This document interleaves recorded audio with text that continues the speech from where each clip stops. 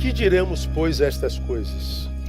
Se Deus é por nós, quem será contra nós?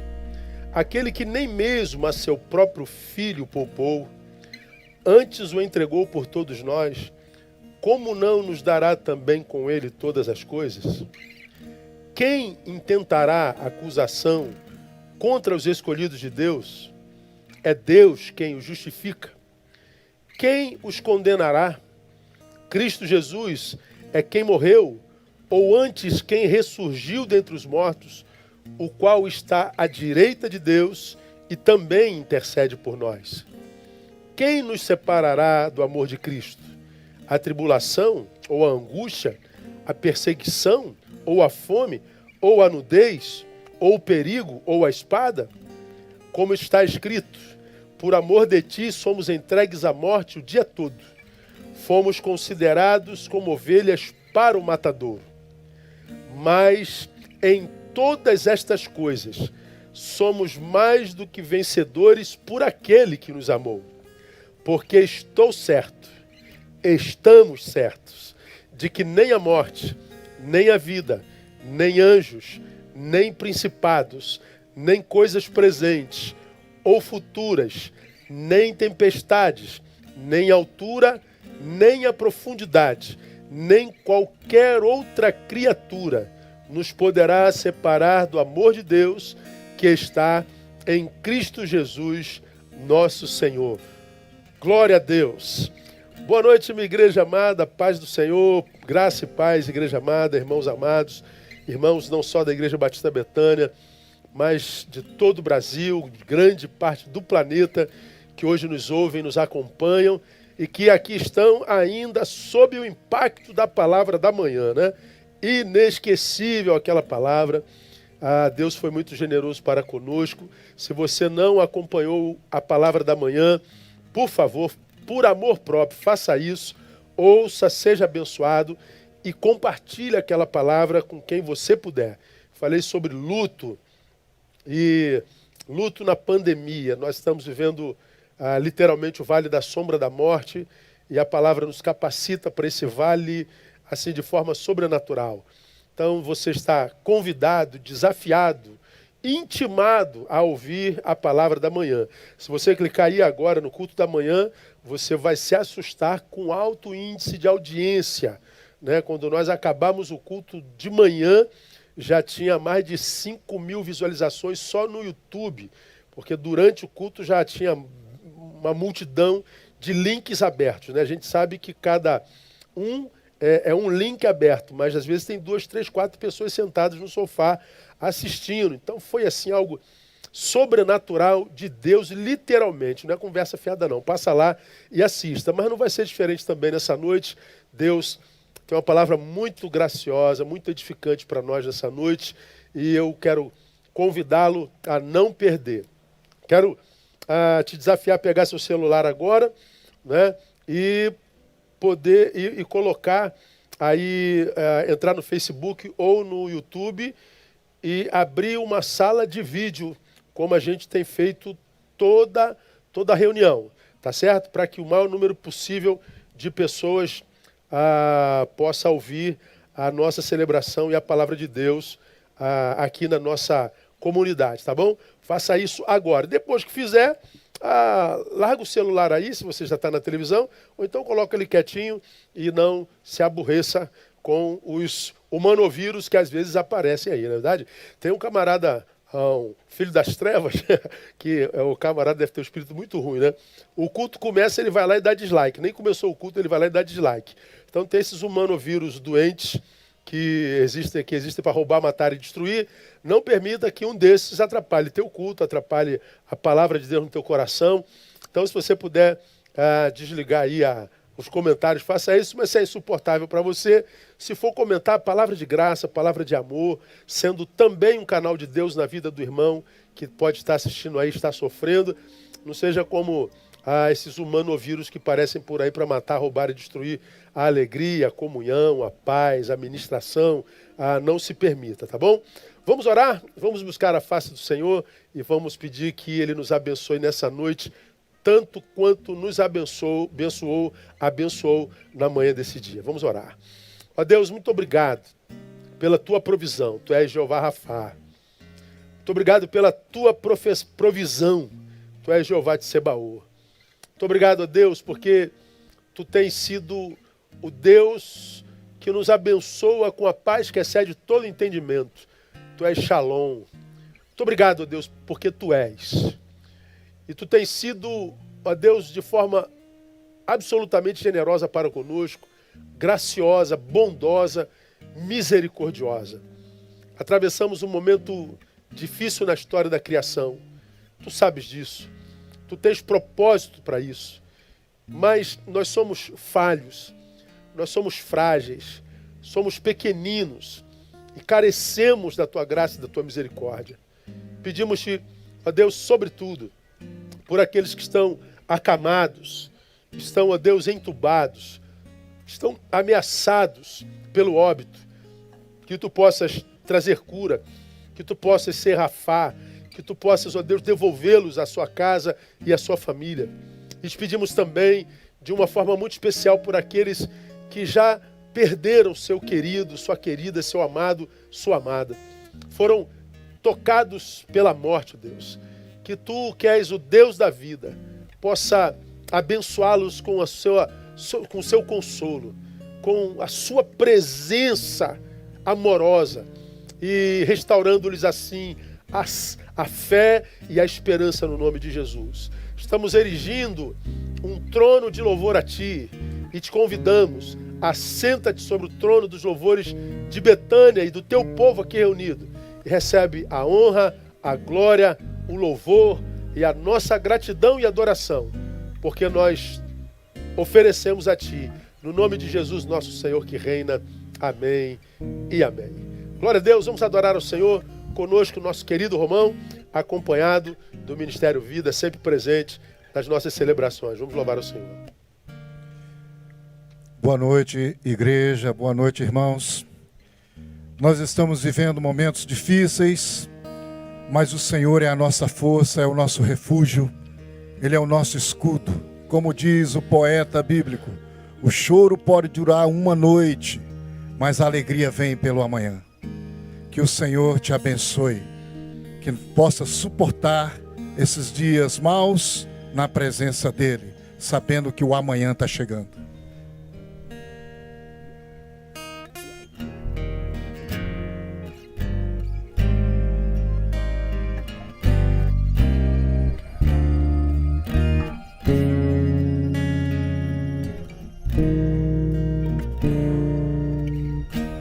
Digam para os temerosos, não há nada a temer. Poderoso é o teu Senhor, quando clamas teu nome. Ele então virá. Ele vem para te salvar. Ele vem para te salvar. Diga ao cansado, o teu Senhor virá. Ele vem para te salvar. Ele vem para te salvar. Ele vem para te salvar. Contempla ao Senhor, que te levantarás. Ele vem para te salvar.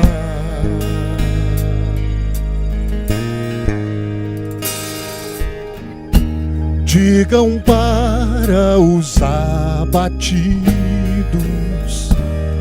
não percam a fé. Poderoso é o teu Senhor, quando clamas teu nome. Ele então virá.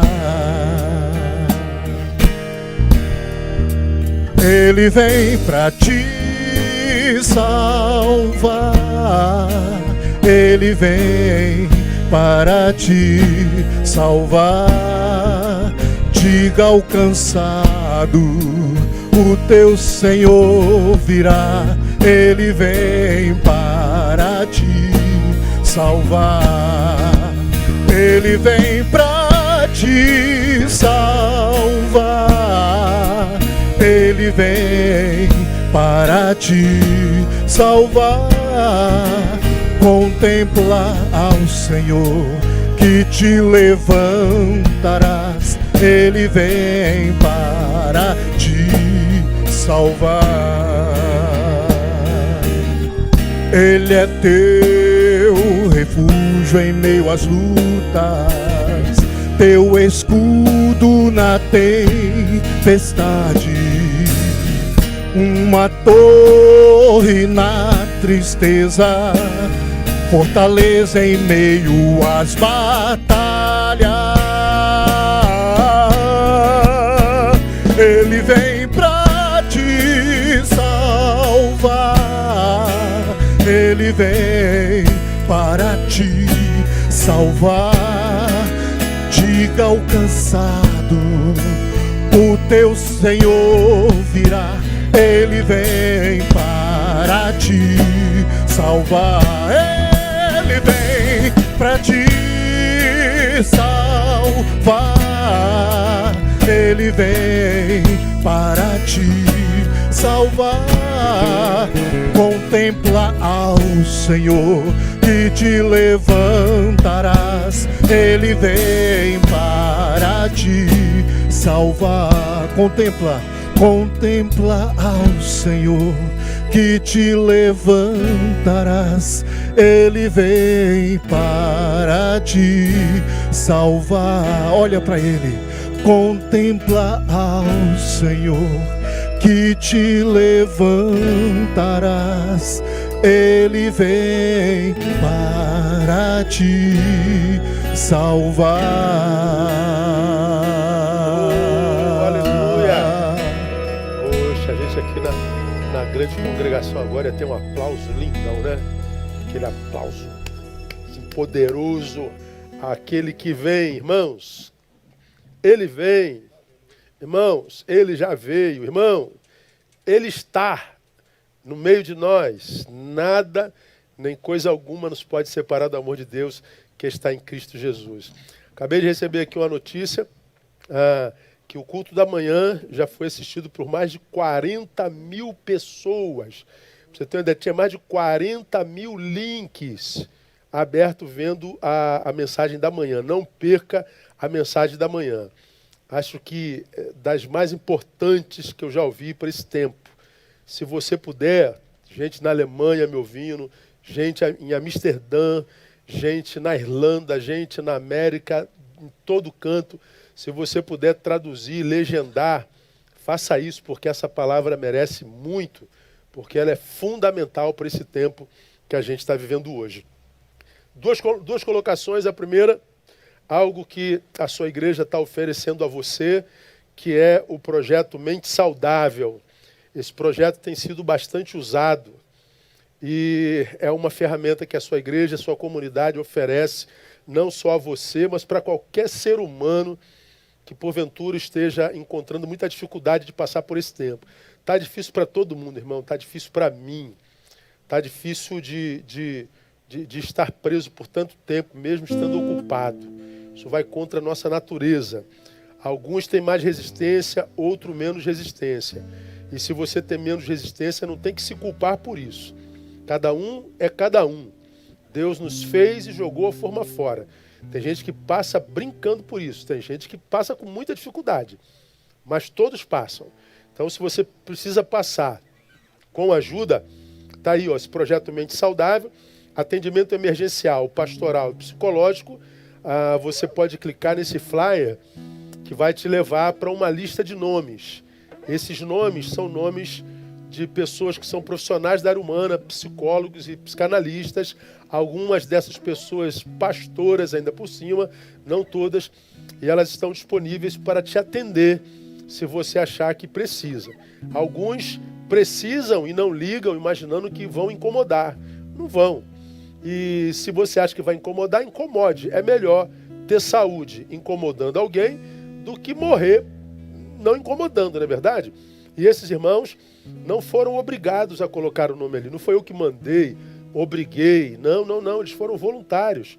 Tem outros nomes querendo estar à disposição, mas eu acho que 15 por hora é suficiente. Se a gente precisar de mais, a gente tem mais voluntários, um monte de psicólogos e terapeutas se voluntariando para te servir. Então, se você precisa, por favor, pegue seu telefone, ligue. Se você não conseguir falar, estiver ocupado, você pode ligar para outro telefone. Ou se ele não puder te atender na hora, ele vai te dar uma hora para te atender. O que você não pode é estar sozinho. Se você precisa de alguém, tá bom? Não é bom só. Então, se você não aguenta só, busca lá a tua ajuda. Isso é o que a sua igreja oferece a você. Agora, o que nós podemos fazer pela igreja do Senhor? Nós podemos obedecer ao Senhor da igreja, que diz, trazei todos os dízimos. Que diz, cada um contribua segundo propõe no seu coração. Não é? Como nós falamos de manhã, nós lemos o texto que diz que era a ordem do Senhor, que cada um cujo coração voluntariamente o motivou. Né? A oferta, ela faz parte da liturgia de adoração ao Senhor desde o Éden. Caim e Abel já ofertavam ao Senhor. Abraão ofertou a Melquisedeque.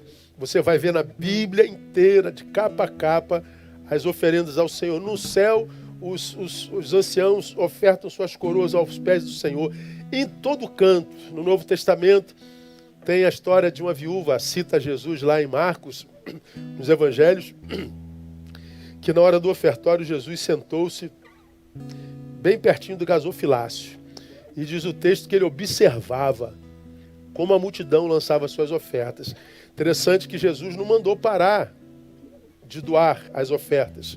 Jesus não disse, olha, isso é do Velho Testamento, isso não existe mais, estamos no Novo. Não, Jesus deixou a liturgia acontecer e no meio daquela multidão vinha uma pobre viúva, diz o texto, com 2 moedinhas. E Jesus também não impediu aquela mulher de doar. Não, senhora, não dá não, isso não existe mais não. A oferta é do Velho Testamento, agora não tem mais não. Não, Jesus deixou-a doar, mesmo sabendo que era tudo que ela tinha. E depois Jesus a usou como referência. Essa mulher, embora tenha dado tecnicamente pouco, materialmente pouco, a sua oferta foi a maior porque nasceu do coração. A oferta só vira culto para Deus quando ela nasce do coração. Por isso que a Bíblia diz que Deus não ama quem dá, Deus ama quem dá com alegria. Tem quem não consiga dar com alegria e arruma desculpa para não dar. Tem gente que não consegue dar com alegria e usa a Bíblia para dizer que a Bíblia diz que é para não dar. Não. Quem tem a alegria de doar, quem tem generosidade, quem tem solidariedade, quem tem fé, quem tem gratidão, não discute, obedece. Cada um contribua segundo propõe no seu coração. E é com essa generosidade, com essa alegria, que nós já doamos mais de 10 toneladas. Essa semana, talvez 15 toneladas. O relatório eu pego amanhã, por causa da sua doação. Estamos usando o seu dinheiro para comprar alimento para os necessitados, higienizar a nossa comunidade. Estamos ajudando os enlutados. Estamos ajudando ainda os missionários que sustentamos. Estamos abençoando a comunidade que depende da gente. Nós estamos desenvolvendo todas as atividades sociais e missionárias por causa da tua fidelidade, por causa da tua generosidade, por causa da tua bondade.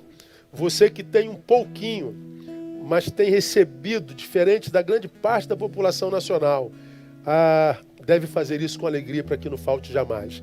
Você pode usar o QR Code ou pode fazer o seu depósito pelo Banco Santander.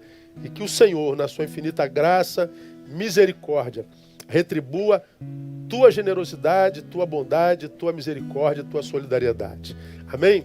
Vamos louvar ao Senhor mais uma vez, Romão? Depois da sua adoração, da nossa adoração, a gente vem com a palavra de Deus para o nosso coração, que certamente vai abençoar a cada um de nós mais uma vez nesse dia. Louvemos ao Senhor.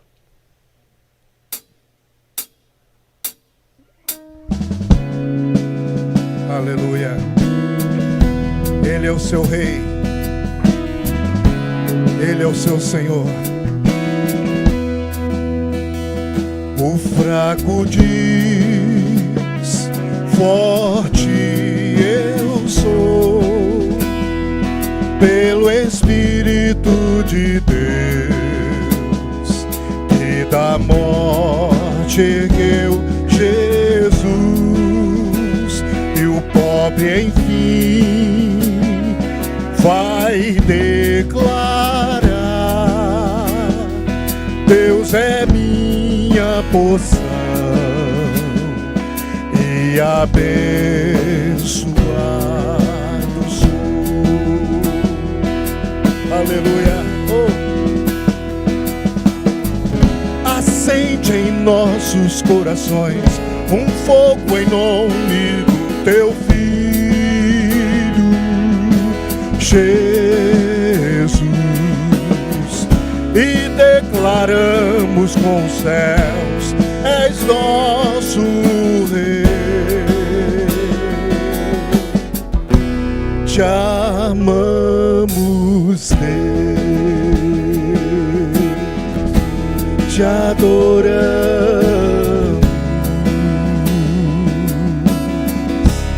és nosso Rei, tu somente és bom. Cante comigo a tua igreja, diga: a igreja então deixa brilhar como a noiva que amastes ao morreres lá na cruz. Seja o perdido bem-vindo ao lar, pelos salvos remidos e adotados como teus. Aleluia. Acende em nossos corações um fogo em nome do teu Filho Jesus, e declaramos com os céus: és nosso Rei. Te amamos, Deus, te adoramos,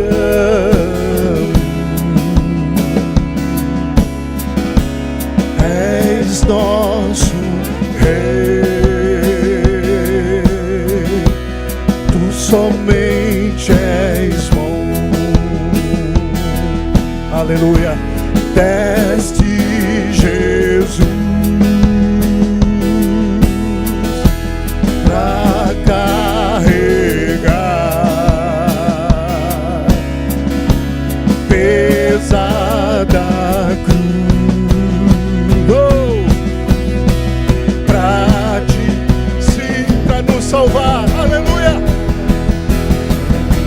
Te amo, Deus,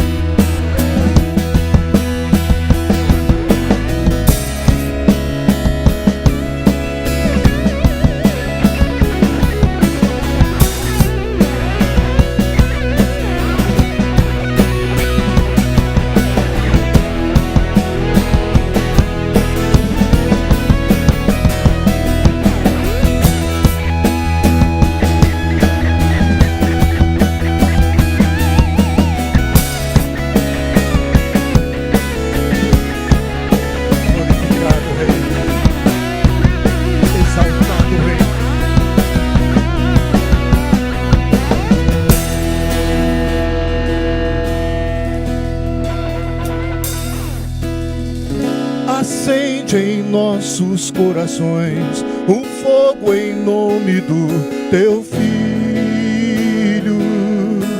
Jesus, e declaramos com os céus: és nosso Rei. Te amamos, Deus, te adoramos,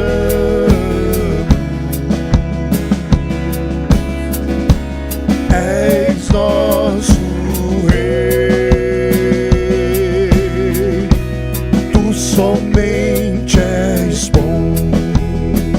Aleluia. Deste Jesus pra carregar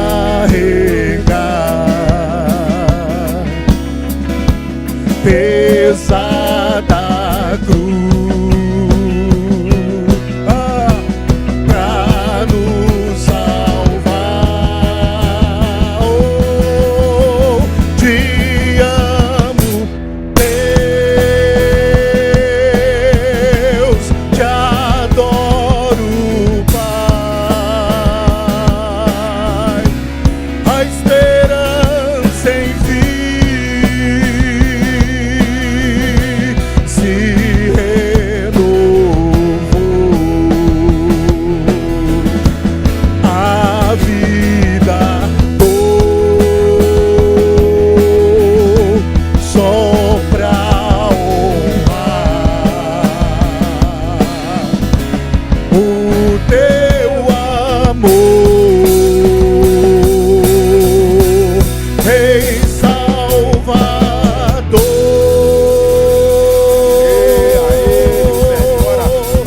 Aleluia. Aleluia!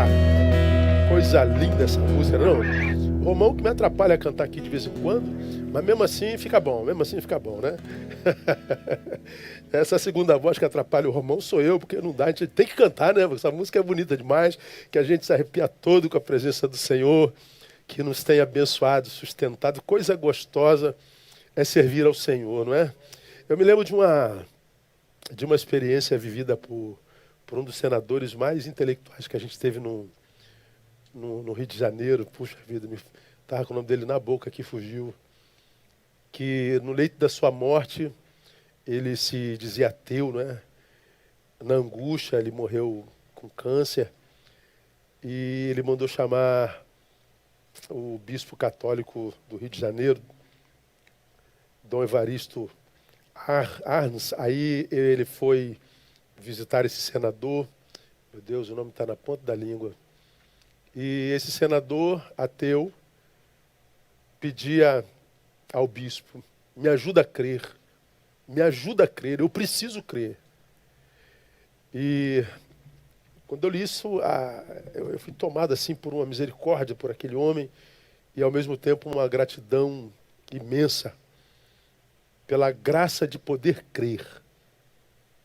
Saber que nós estamos atravessando o vale da sombra da morte, mas a gente pode sair daqui um pouquinho, né?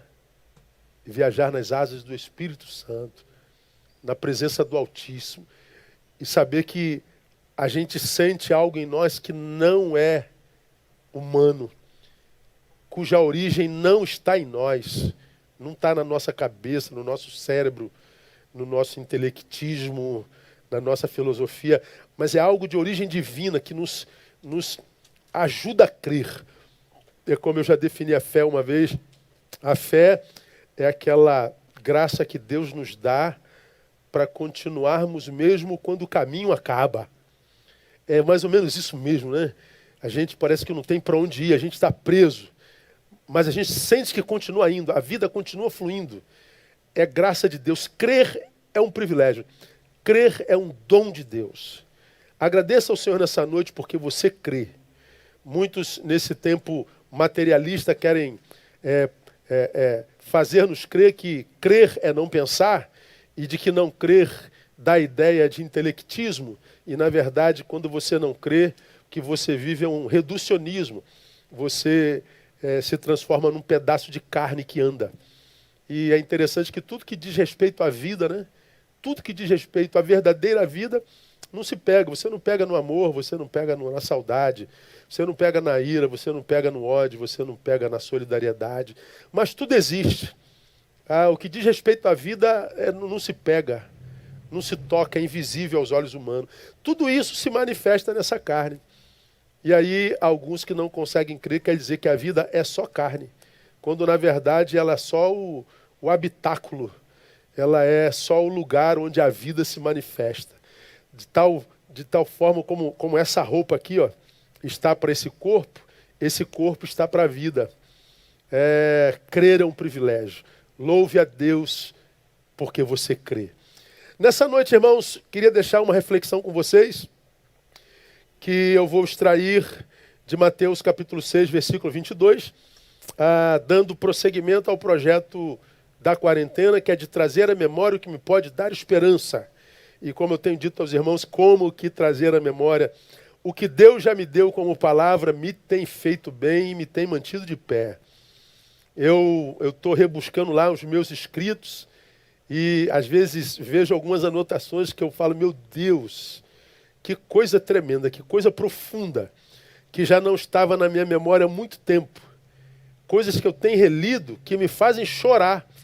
Já foram ditas, já foram pregadas, já foram vividas, mas que a gente lança para o lugar do esquecimento aqui das nossas memórias e a gente não retorna a elas. E como eu tenho dito, tanta coisa que a gente pergunta a Deus hoje, Deus já respondeu lá atrás, a gente não percebeu. Se a gente trouxesse a memória, a gente ia ver que há muita pergunta sendo feita hoje, que Deus respondeu antes delas serem feitas. Segura esse mistério aí, irmão. Deus é assim, né? Tremendo. Deus é maravilhoso, irmão, maravilhoso. Mas tem gente que prefere adorar pedra e pau. O que eu posso fazer? Né? Louve a Deus pela tua fé. Amém, amados? Mateus 6, 22 diz assim: a candeia do corpo são os olhos. De sorte que, se os teus olhos forem bons, todo o teu corpo terá luz. Se, porém, os teus olhos forem maus, o teu corpo será tenebroso. Se, portanto, a luz que em ti há são trevas, quão grandes são tais trevas? A última vez que Deus me levou esse texto,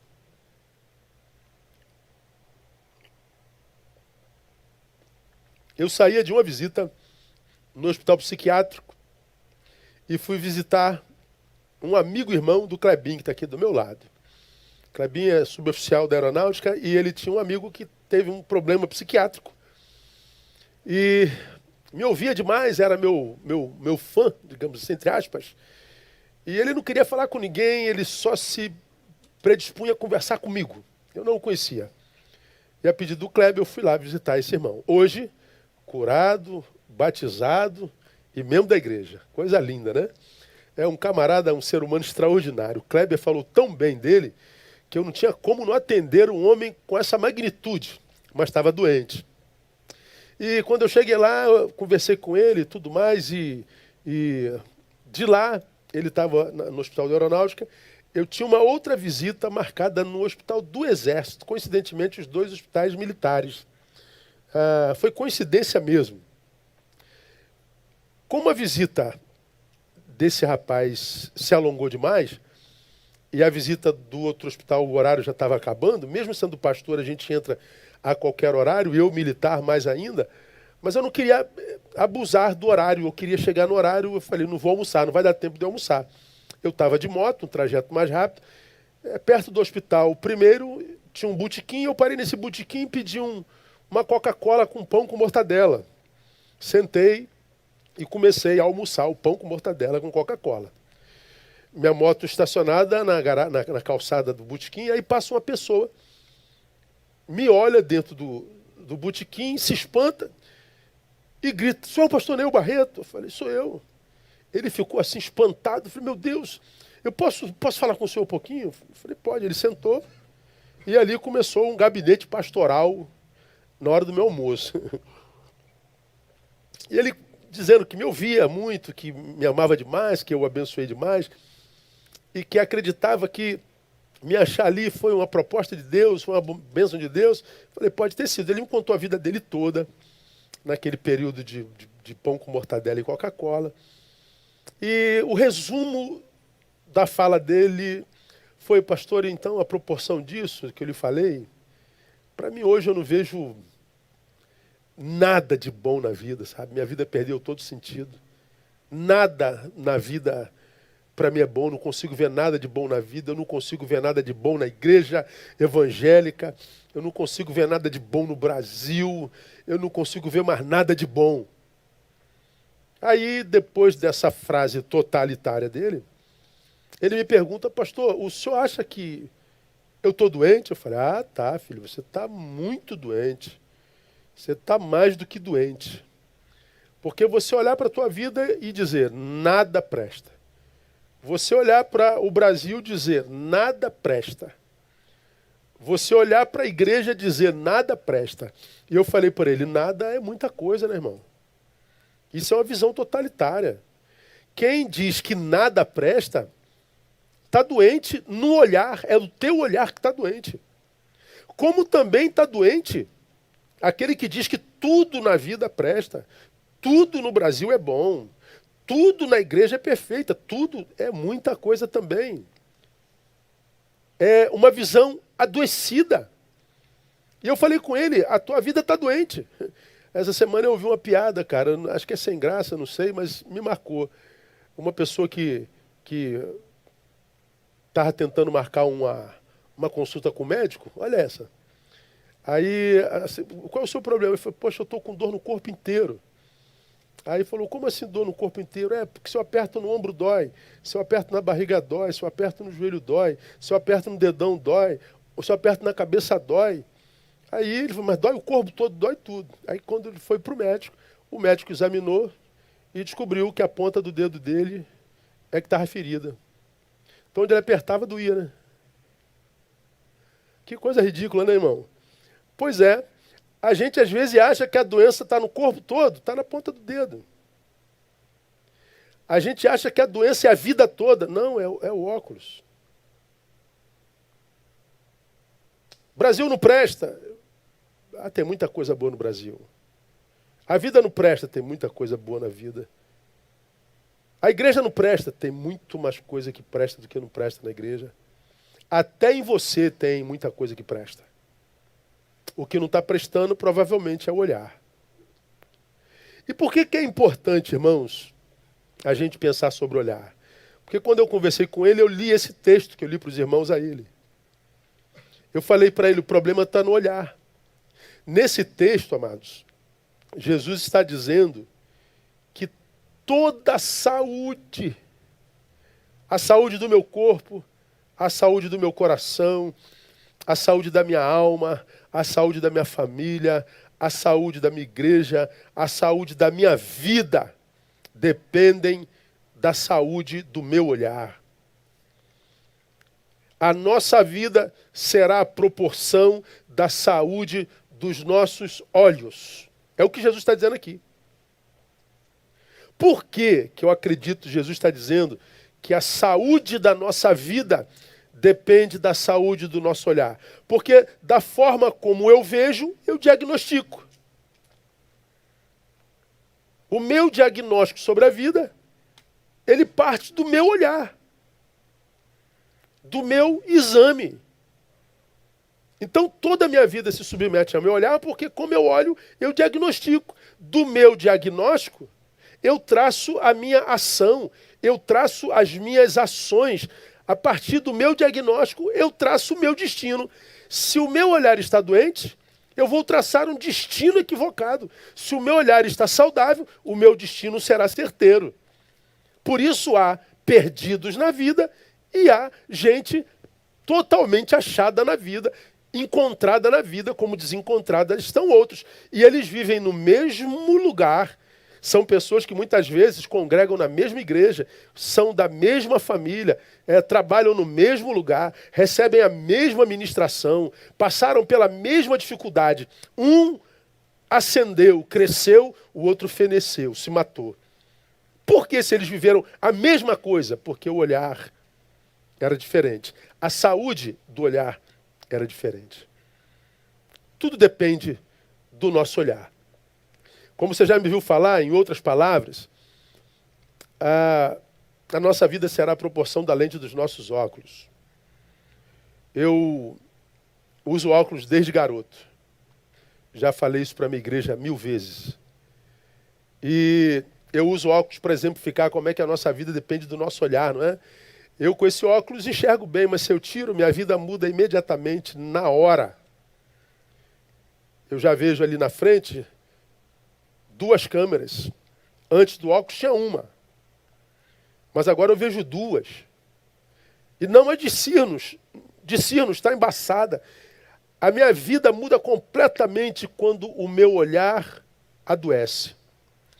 E eu digo que câmera horrível, que gente horrível, gente com 2 cabeças, gente com 4 olhos, que vida maldita, que Deus não sei o quê. Que Deus... Pois é, e às vezes a gente só precisa mudar o óculos. Ó. Só isso. Às vezes não é preciso mudar de família, não é preciso mudar de igreja, não é preciso mudar de sexo, não é preciso mudar comportamento, não é preciso mudar nada. Só precisa mudar a forma de enxergar, só precisa melhorar a capacidade de diagnóstico, de diagnose. Só isso. Pois bem, essa doença de olhar explica, por exemplo, essa polarização nojenta na qual a gente vive hoje e na qual nós nos afundamos. Que tempo chato esse tempo que nós vivemos hoje. Chatos da direita, chatos da esquerda. Ambos em torno do mesmo personagem, o Bolsonaro. Os que amam idolatricamente e os que odeiam idolatricamente. Ambos. Todos com razão. E se digladiando, se matando. E na verdade, de repente, só precisavam mudar o óculos. Um para enxergar defeito e o outro para admitir virtudes.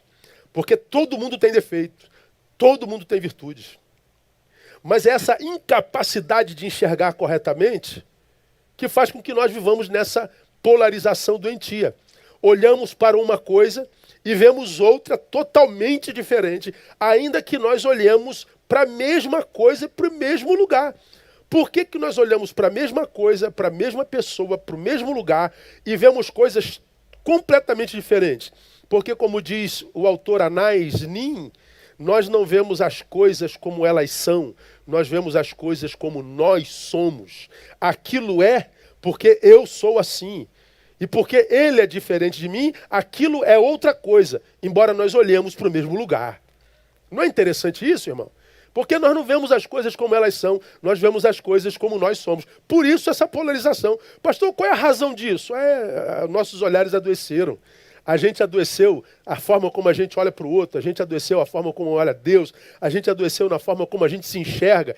Então tudo ao nosso redor também mudará. Isso explica também por que coisas e pessoas perdem valor em nós. Por que pessoas que nós amávamos tanto, pessoas que nós admirávamos, daqui a pouco perdem valor em nós, mesmo que elas continuem as mesmas pessoas, hein? As pessoas que nós admirávamos, nas quais nos alimentávamos, nos eram pessoas fonte, pessoas retiro, para quem a gente se retirava no tempo de angústia, já falei sobre isso aqui, pessoas que foram assim a vida inteira. Aí, de repente, elas mudam em nós, ainda que continuem as mesmas pessoas. Ou seja, elas são as mesmas, mas nosso olhar mudou. Não foi a pessoa que mudou, foi o nosso olhar. Por que mudou? Por que aquela pessoa, na nossa concepção, mudou? Porque nós mudamos. O nosso olhar mudou. Não tem aquele pessoal que se deforma, vai embora e quer dizer que o culpado é você? Eu vou embora desta igreja porque o pastor não é mais o mesmo. Eu vou embora deste emprego porque o meu chefe não é mais o mesmo. Eu estou saindo desse ministério porque fulano não é mais o mesmo.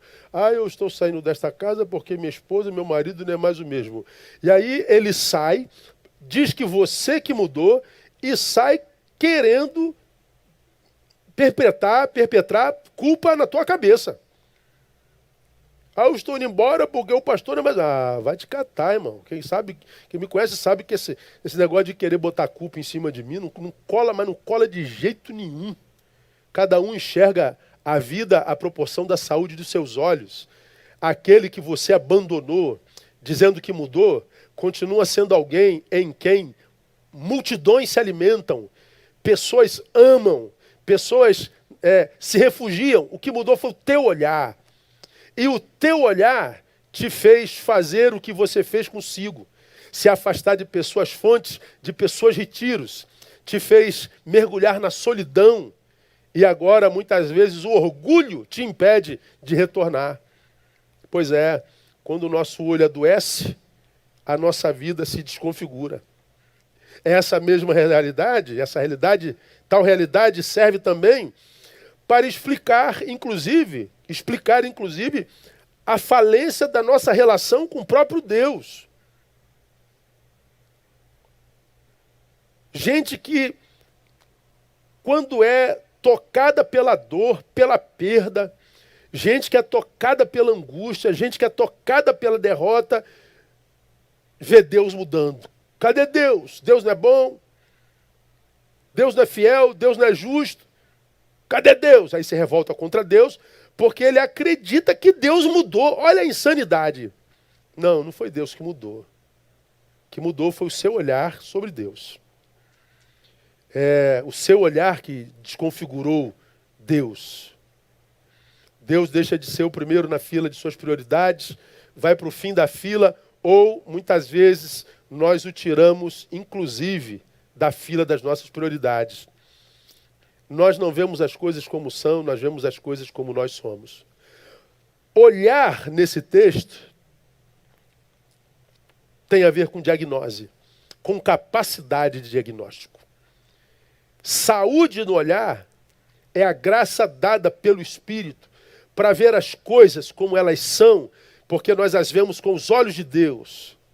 E nós precisamos pedir a Deus, num tempo de pandemia como esse, que nos ajude a enxergar a coisa como ela é. Porque há muita gente acreditando que Deus perdeu o controle da história. Há muita gente achando que o vírus é maior do que Deus, embora seja invisível. Há muita gente apostatando porque a morte chegou no seu quintal. Há muita gente adoecendo no olhar e se auto-sabotando. E Deus está aqui nessa noite chamando você, dizendo: filho, não permita que o teu olhar te engane. Não permita que a doença do teu olhar te faça acreditar que esse novo mundo maldito é o mundo de Deus. Não é. O mundo de Deus é mundo de graça, irmão. Essa palavra tem a ver, olha que coisa linda, você vai se lembrar disso, minha igreja, com uma palavra de Adélia Prado. Adélia Prado é uma das autoras nacionais que eu mais amo. Adélia Prado, ela, numa das suas obras, disse assim: de vez em quando, Deus me tira a poesia.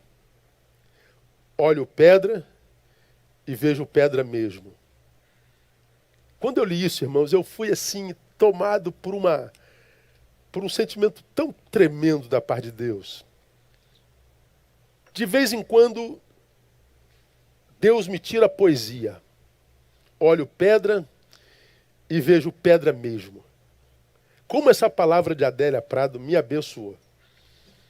Aí eu entendi o que ela queria dizer. E vou mostrar para você agora. Painel, coloca aí a primeira foto que eu mandei para a gente compartilhar com o povo. Vou explicar a você o que a Adélia Prado estava querendo dizer. Às vezes Deus me tira a poesia. Olho pedra e vejo pedra mesmo. Em outras palavras, às vezes Deus me tira o encanto. Poesia, encanto. Vejo pedra e vejo pedra mesmo. Você está vendo uma obra de Michelangelo. Michelangelo esculpiu esta obra chamada Pietà em 1498. Ela está lá na Basílica de São Pedro, no Vaticano. É uma das obras mais valiosas da história da humanidade. Eu e você estamos vendo o quê? Jesus Cristo morto, na mão, no colo, nos braços da sua mãe Maria. Pois é. Mas na realidade, você sabe o que é isso? Isso é um bloco de mármore. Isso é uma pedra que foi vista com encanto, com poesia. Michelangelo olhou para um bloco de mármore com encanto, com poesia, e viu num bloco de mármore Jesus morto nos braços de Maria. Ele pegou suas ferramentas e começou a tirar o lixo desta pedra. E quando ele começou a limpar essa pedra, tirando dela o lixo, ele mostrou que dentro da pedra vista com encanto, tinha uma Maria segurando Jesus no colo. Pois é uma pedra vista com encanto. É uma pedra vista com poesia. Até uma pedra vista com poesia vira em obra de arte valiosa. Bom, se fôssemos, quem sabe, eu ou você, olharíamos para um bloco de mármore e não veríamos nada. Michelangelo, com grande poesia, com grande encanto, tirou uma obra de arte da pedra. Deixa eu mostrar mais uma obrazinha para você. Bota a segunda para nós, painel, por gentileza, para a gente exemplificar. Está aí uma obra chamada O Beijo. Esse é de Rodin. Rodin a esculpiu entre 1888 e 1889. E ele fez essa obra inspirada no romance com sua assistente Camille Claudel. Ele se apaixonou por ela e fez dela sua mulher. E essa obra, esculpida em 1888 e 1889, está no Museu de Rodin, em Paris. O que é esta pedra? É um bloco de mármore que foi olhado por Rodin com poesia. Foi olhado por Rodin com encanto. E porque Rodin olhou para a pedra com encanto, ele viu um casal apaixonado se beijando. Pedra, dependendo da saúde do olhar, vira poesia. Pedra, dependendo da saúde do olhar, vira obra de arte. Tudo depende do nosso olhar. Pode voltar para mim. A vida é assim. Será a proporção da saúde do nosso olhar. Não é lindo? Aqui me veio à memória, quando eu fazia essa palavra, 2 Coríntios capítulo 4, versos 3 e 4, onde o apóstolo Paulo, sábio apóstolo Paulo, escreve assim, olha: mas se ainda nosso evangelho está encoberto, é naqueles que se perdem que está encoberto. Quem são esses que se perdem? Nos quais o Deus deste século cegou os entendimentos dos incrédulos, para que lhes não resplandeça a luz do evangelho da glória de Cristo, o qual é a imagem de Deus. Se o nosso evangelho está encoberto para quem? Para os que estão perdidos. Quem são os perdidos? Aqueles cujo Deus desse século cegou o entendimento. Ou seja, aqueles cujo Deus desse século adoeceu o olhar, adoeceu a capacidade de diagnose, adoeceu a capacidade de ver com clareza. Cegueira de entendimento é olhar e não discernir. É olhar e não conseguir traçar diagnóstico correto. Cegueira de entendimento é ver sem discernir, é visão pela metade. Olha que coisa interessante, irmão. Não é cegueira de olhos, é cegueira da capacidade de diagnóstico. Eu olho a mesma coisa que outros olham. Eles discernem, eu não. Olhamos para a mesma coisa e estabelecemos um diagnóstico completamente diferente. Por quê? Porque não depende da coisa, mas da saúde do nosso olhar. A Bíblia é maravilhosa. Cegueira de entendimento é olhar do engano, é autossabotagem. Por isso que a Bíblia diz, nós acabamos de ler: se portanto a luz que em ti há são trevas, quão profundas são essas trevas. Por que são profundas as trevas? Porque você pensa que entendeu, você pensa que a tua diagnose, teu diagnóstico é certo, você pensa que foi aquela pessoa fonte, aquela pessoa retiro, que você abandonou que estava errada, você pensa que a igreja mudou, mas foi o teu olhar, você pensa que teu marido e tua esposa mudaram, mas foi o teu olhar, você pensa, portanto, as trevas são grandes porque foram construídas por você mesmo. Autossabotagem. Esse olhar é o olhar impeditivo e, consequentemente, destrutivo. Ele te impede de ver como é a realidade e porque você está impedido de olhar a realidade, você se destrói. Por quê? Aí eu mostro para vocês algumas realidades práticas. Por que é impeditivo e destrutivo? Porque, por exemplo, primeiro, faz o discípulo parar de ouvir o mestre, por exemplo. É muito claro isso na vida, irmão. Como eu já citei aqui, pessoas que te eram fontes. Quantas pessoas fontes a gente tem no mundo hoje, irmão? Aquela pessoa que você sabe que depois que sentar com ela, você sai mais rico. Você sai melhor. Pessoas com as quais você se senta e você tem acesso à tua melhor versão. Você se sentou com ela, mas ela te dá acesso à tua melhor versão. Quantas pessoas na vida você conhece assim? Quantas pessoas que de fato abrem a boca e tocam a tua alma? Vão para além da tua pele? Quantas pessoas te confrontam, te botam diante do espelho e você vê que não é por maldade, é por amor? Quantas pessoas desaprovam a tua conduta com amor? Pessoas fontes, irmãos, são raras. Como também, como preguei domingo retrasado, as pessoas retiro. Aquelas pessoas para as quais a gente se retira quando a gente não está suportando angústia. Preguei domingo passado que a gente não se retira só para o monte, para a serra. A gente não se retira só para a cidade praiana. A gente não se retira só para lugares, porque nem sempre a gente tem dinheiro para se retirar para a serra, para pousada, para alugar uma praia, uma casa na praia. Mas a gente se retira para pessoas. Pessoas que nos são ilhas nesse mar que quer nos sufocar, que nos quer afogar. Quantas pessoas você conhece? Pois bem, há muitas pessoas abandonando gente assim por causa desse olhar doentio. Por quê? Porque o mestre mudou? Porque a pessoa fonte, a pessoa retiro, deixou de saber, emburreceu? Não foi não. É porque você passou a saber mais do que ela? Também não. Se fosse isso, irmão, você não a deixaria e você não deixaria de ouvi-lo. Se porventura você se tornou mais inteligente do que ela, se porventura você se tornou mais sábia do que ela, se porventura você se tornou melhor do que o seu mestre, ainda assim você a ouviria, nem que fosse por honra, nem que fosse por gratidão, nem que fosse pela memória da história vivida até então, mas não a abandonaria jamais. Por que deixa então, irmão? Porque o seu olhar adoeceu.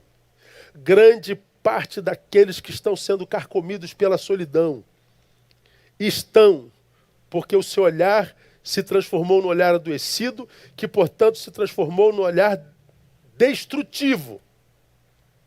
E agora, o que se precisa é retornar, mas muitas vezes o orgulho não deixa. Faz isso consigo não, irmão. Se essa palavra é para você, peça a Deus para sarar os teus óculos, as lentes pelas quais você enxerga a vida. E se for possível, viver quebrantamento, reconciliação, faça isso. Nós não sabemos quanto tempo de vida nós temos hoje.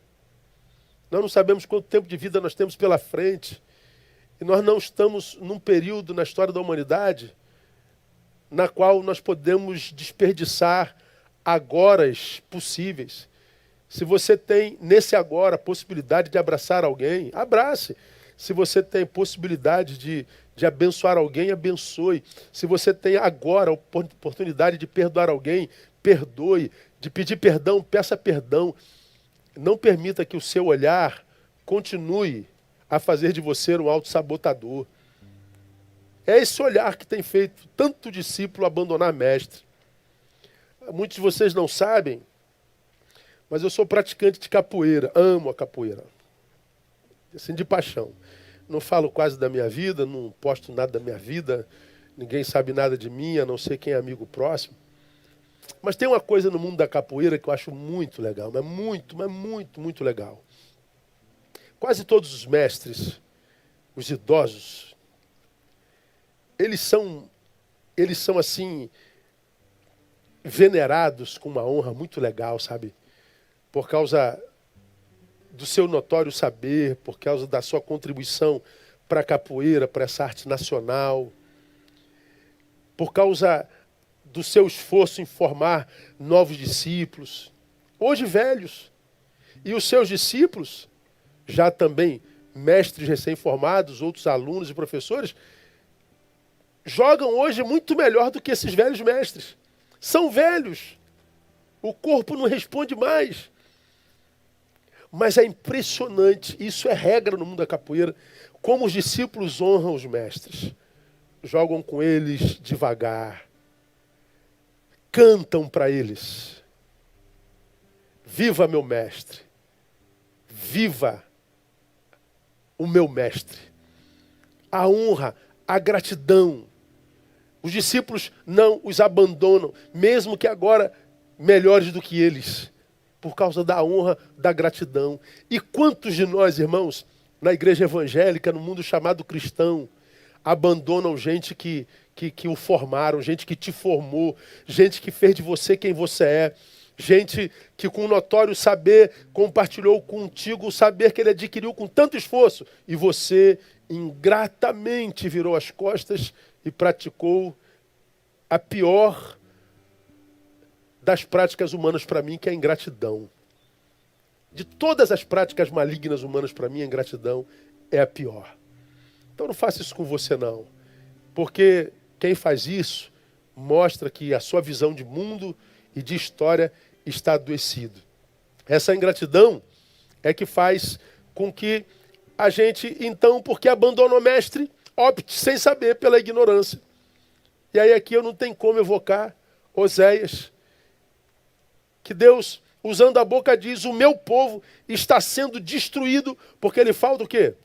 Conhecimento, porque falta entendimento. E por que falta entendimento? Porque abandonou mestres, porque abandonou profetas, porque escolheu andar com gente menor do que a gente, porque abandonou aqueles a quem Deus revela, e de fato, de verdade. Pois bem, essa, para mim, é a causa que revela a qualidade da igreja evangélica brasileira, como eu publiquei há bem pouco tempo atrás. Por causa da numerolatria, da ganância por número, pelo crescimento rápido, portanto, por ostentação, número, para ajuntar gente, número, grandeza, nós comprometemos a qualidade do discipulado. Porque a gente queria cabeça de gado e não discípulo. Nós queríamos devotos e não discípulos. Comprometemos o discipulado na igreja. E hoje nós temos que conviver com esse mar de maus testemunhos que a gente vê sendo praticado na sociedade o tempo inteiro, que mancha o nosso próprio nome. Por quê? Porque a numerolatria nos fez comprometer conteúdos e qualidade. E, portanto, nós temos uma igreja que cresceu em número, não cresceu em influência, e uma igreja absurdamente frágil para a dor. Completamente incompetente para antagonismo. Uma igreja apóstata. Por quê? Porque o olhar adoeceu, e esse olhar adoecido fez com que nós abandonássemos mestres e fizéssemos opção pela ignorância. É esse olhar que faz isso com a gente. Por causa disso, irmãos, caminhando para o final, aqui vai um conselho para cada um de vocês, principalmente para vocês que ainda têm ouvidos. Primeiro conselho, cuidado. Muito cuidado com a convivência com pessoas tóxicas. Pô, mas o que tem a ver uma coisa com a outra, pastor? Há um texto na Bíblia chamado, escrito por Tito, que é uma carta pastoral, Tito capítulo 3, verso 10, onde Paulo dá um conselho a Tito que para mim é fenomenal. Ao homem faccioso, depois da primeira e segunda de uma estação, olha o texto, evitam. Leia aí você sozinho mais uma vez e mastiga.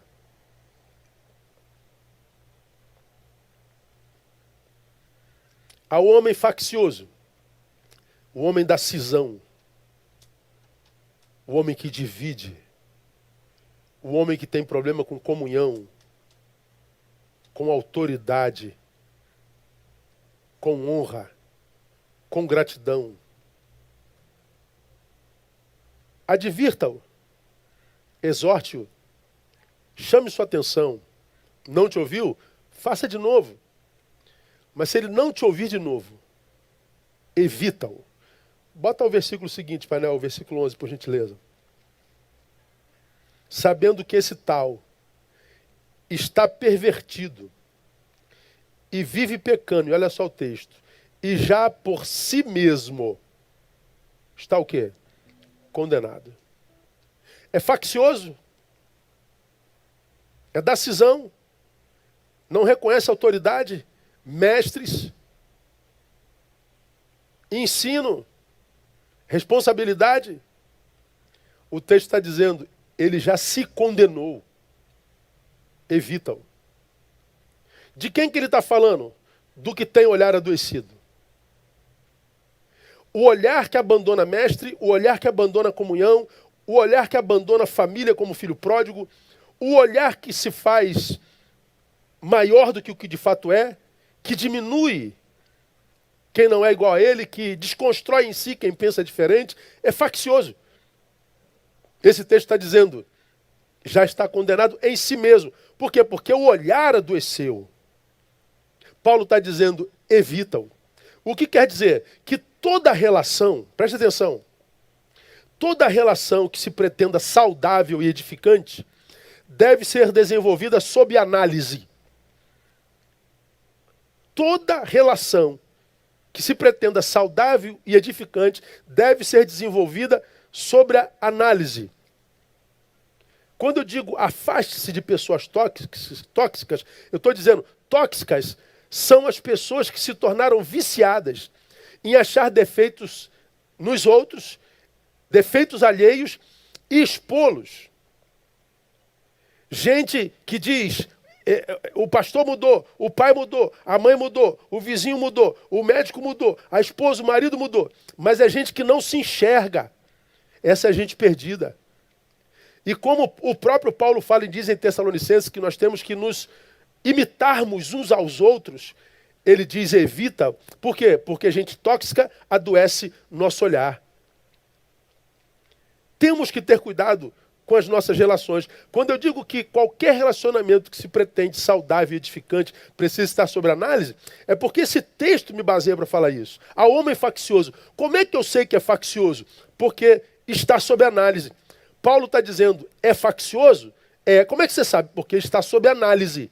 Se a tua análise mostrou que o seu olhar está doente e ele passa pela vida desconstruindo todo mundo, e como maledicente, matando gente no teu coração, ele está dizendo, evita-o, porque você vai se transformar nele. Teu olhar vai adoecer. O teu mundo muda quando o teu olhar adoece e você se auto-sabota e se condena, como ele também. Como é que um bom olhar se torna em mau olhar? A grande parte dessa desconstrução vem por causa das nossas péssimas relações. E como é difícil no tempo presente a gente construir boas relações. E meu último conselho, não só se afaste de pessoas tóxicas para não adoecer o teu olhar e se transformar numa delas, mas o segundo conselho, autoexame sempre, sempre, sempre e o tempo todo. Autoexame sempre, sempre e sempre e o tempo todo. Faça diferente dessa geração, que virou especialista em defeitos alheios, porque vive se metendo na vida alheia. Cuida da tua vida e você vai ver que se fizer isso, tem muita coisa para fazer. Quem olha para si, encontrou um campo sobre o qual há muito trabalho a ser desenvolvido. Vou repetir, quem olha para si, encontrou um campo que tem muito trabalho a ser desenvolvido. Por isso, autoexame sempre. E aqui vem mais uma vez a palavra de Paulo, a um outro pastor, a Timóteo, que diz: tem cuidado de ti mesmo e do teu ensino, persevera nestas coisas, porque fazendo isto, te salvarás, tanto a ti mesmo como aos que te ouvem. Olha Paulo dizendo a Timóteo: Timóteo, cuida de ti mesmo. Timóteo era um pastor jovem. E Paulo está dizendo: não é a igreja que cuida de você, Timóteo. É você que cuida de você. Não é a esposa que cuida de você. Ela ajuda, mas quem cuida de você é você, Timóteo. Não são as irmãs da igreja. Não são os diáconos da igreja que cuidam de você, Timóteo. Quem cuida de você é você, Timóteo. E quando você faz isso, se cuida, você se salva e salva quem te ouve. Esse versículo eu tatuei na minha pele, para que toda vez que eu acorde eu veja no espelho que o Neil precisa cuidar de si. Porque tem muita gente cuidando da minha vida, falando da minha vida, se metendo na minha vida, e que não conhece a minha vida nem de longe. Portanto, Neil, não os ouça.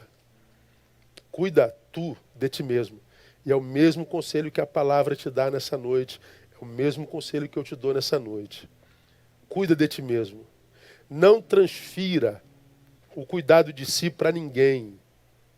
Marido, esposa, mãe, pastor, quem cuida de você é você. Eu tenho dito a muitas das minhas ovelhas, que principalmente aquelas que eventualmente se mostram frustradas comigo. Eu precisei do meu pastor, ele não estava lá. Eu não vou estar na vida de muita gente. Só aqui em Betânia são mais de 5.000 pessoas.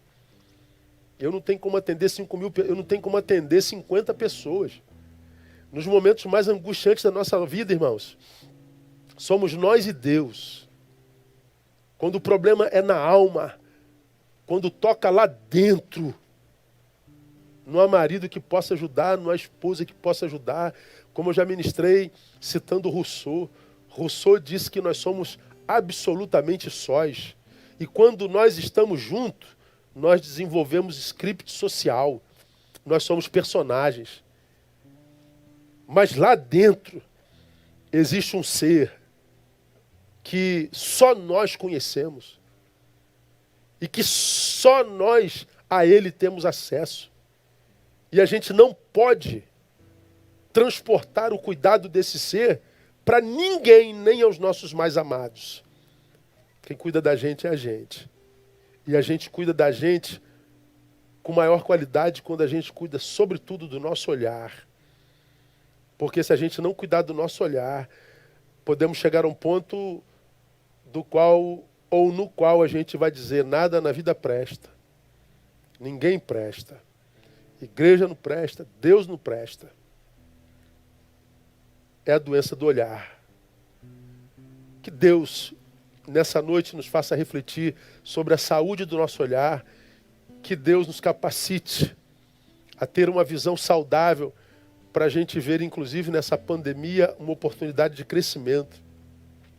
Que a gente possa ver, mesmo no vale da sombra da morte, a manifestação daquele Senhor que disse: não temas. Que a gente possa, como disse hoje de manhã, citando o Salmo 91, mesmo diante dos 1.000 cadáveres do lado direito, 10.000 à minha esquerda, mesmo caminhando sobre a geografia de 11.000 cadáveres, que a gente continue caminhando. Que a gente não pare perplexo, prostrado, decepcionado, não por causa da quantidade de cadáveres ou da geografia de morte, mas parados e quedados por causa da doença do olhar. Que Deus te abençoe, que Deus te dê a graça de ter um olhar absolutamente saudável, para que você enxergue a vida e esse tempo como Jesus de Nazaré. Amém, amados? Que Deus nos abençoe. Nós vamos orar e nessa oração nós vamos nos lembrar dos nossos amados que estão adoecidos, as famílias que estão enlutadas, e vamos pedir a Deus que traga paz e alegria. Tem alguns nomes que chegaram aqui agora para que por ela nós oremos. Eu queria que os irmãos anotassem aí esses nomes. Anota esse nome, você que tem vida de oração. Vamos orar pela família da irmã Silvia, falecida, irmão Dante e suas filhas. Vamos orar pela irmã Rose, esposa do irmão Mário, falecido. Vamos orar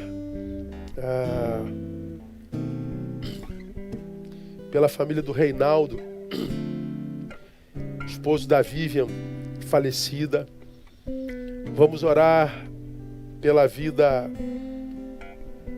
da Sabrina, esposa do nosso querido pastor Alisson, falecido, sepultado hoje à tarde, que abalou muito nosso coração, nossa alma, a vida de nossa igreja.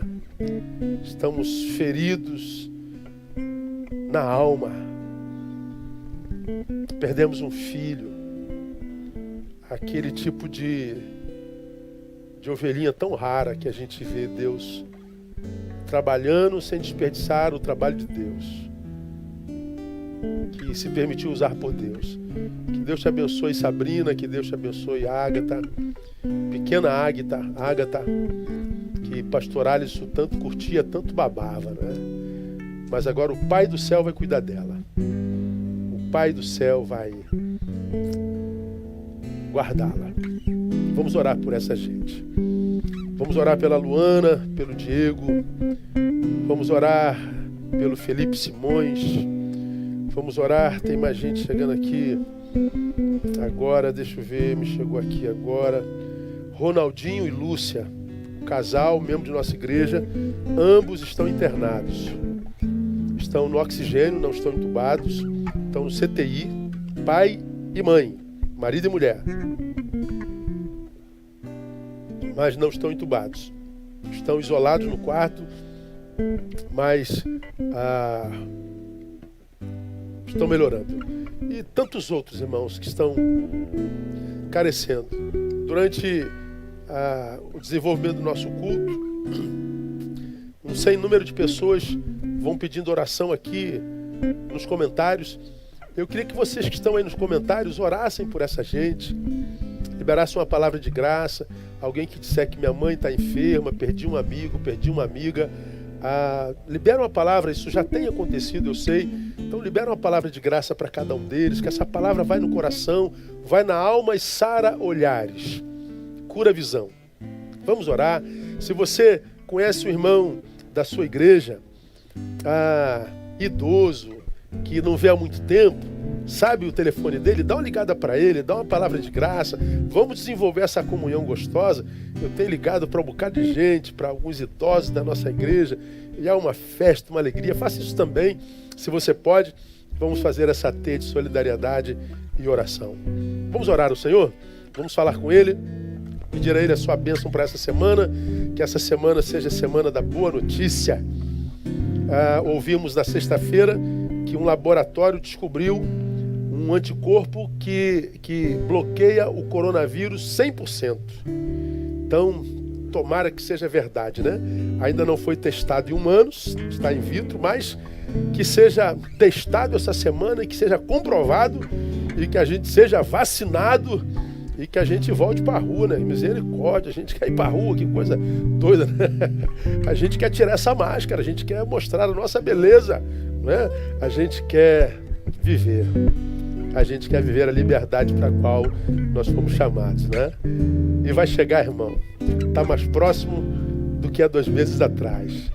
E a gente vai poder voltar a celebrar aqui com muita alegria. Eu quero ver esse tabernáculo lotado, esse templo cheio. Eu quero ver saindo gente pelo ladrão. Eu quero ver os irmãos brigando na porta por lugar.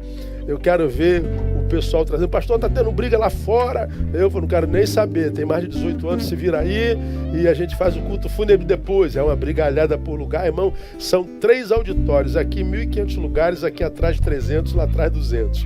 Então são 2.000 lugares. É uma briga.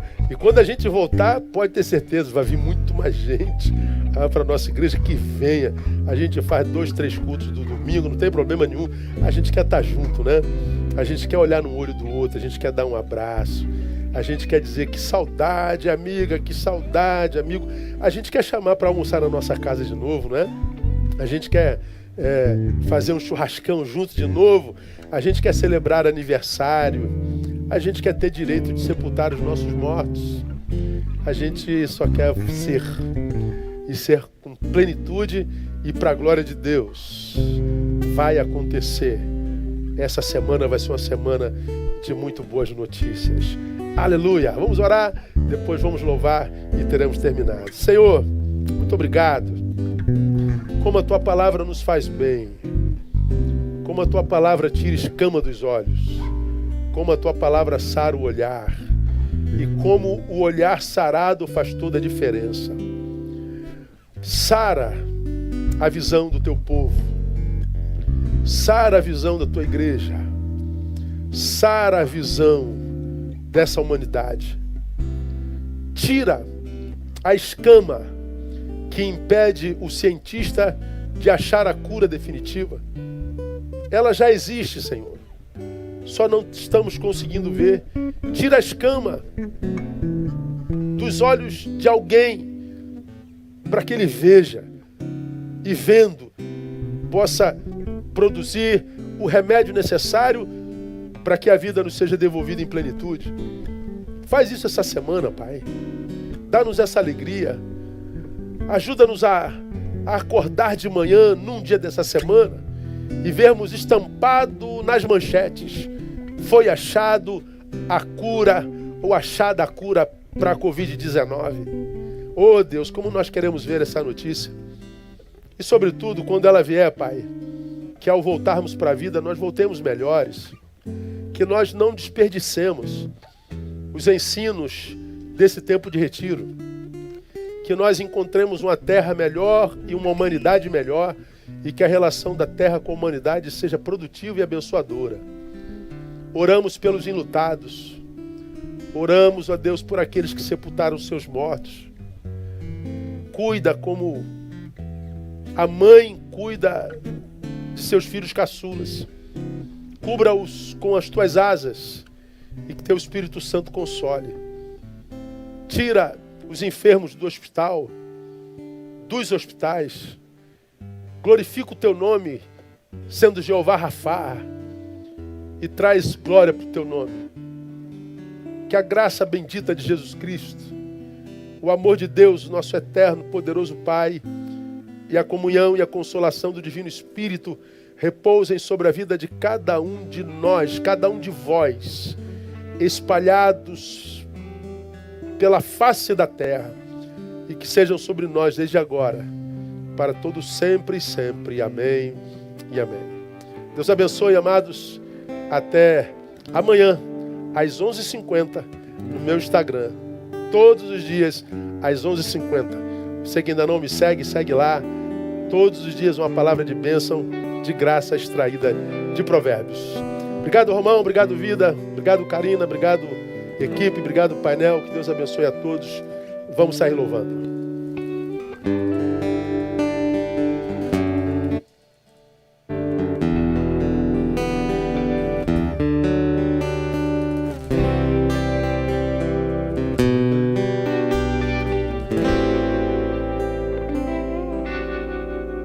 Minha fé não está firmada nas coisas que podes fazer.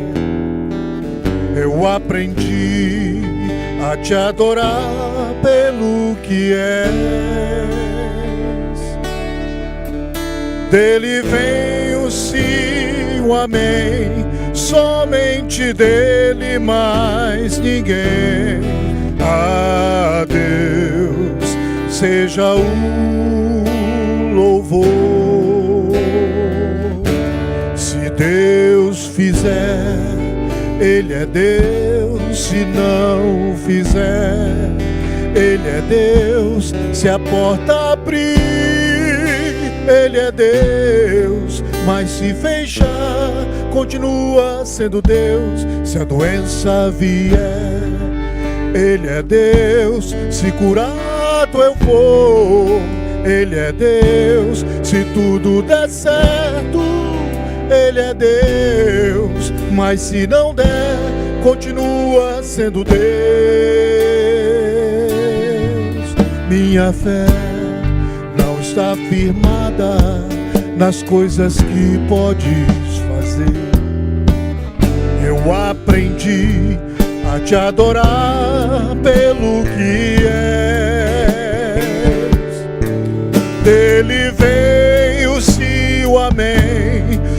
somente dele, mais ninguém.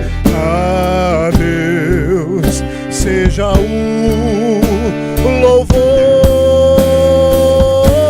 Se Deus fizer, Ele é Deus. Se não fizer, Ele é Deus. Se a porta abrir, Ele é Deus. Mas se fechar, continua sendo Deus. Se a doença vier, Ele é Deus. Se curado eu vou, Ele é Deus. Se tudo der certo, Ele é Deus. Mas se não der, continua sendo Deus. Eu não adoro pelo que Ele faz, eu adoro pelo que Ele é. Haja o que houver, sempre será Deus. Eu não adoro pelo que Ele faz, eu adoro pelo que Ele é. Haja o que houver, sempre será Deus.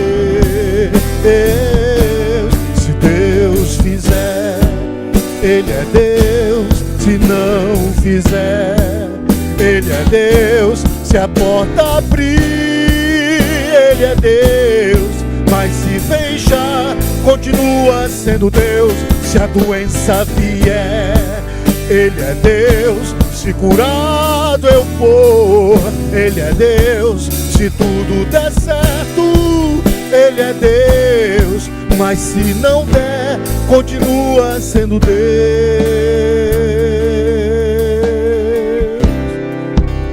Aleluia. Glória ao teu nome, Senhor. Louvado seja o teu nome.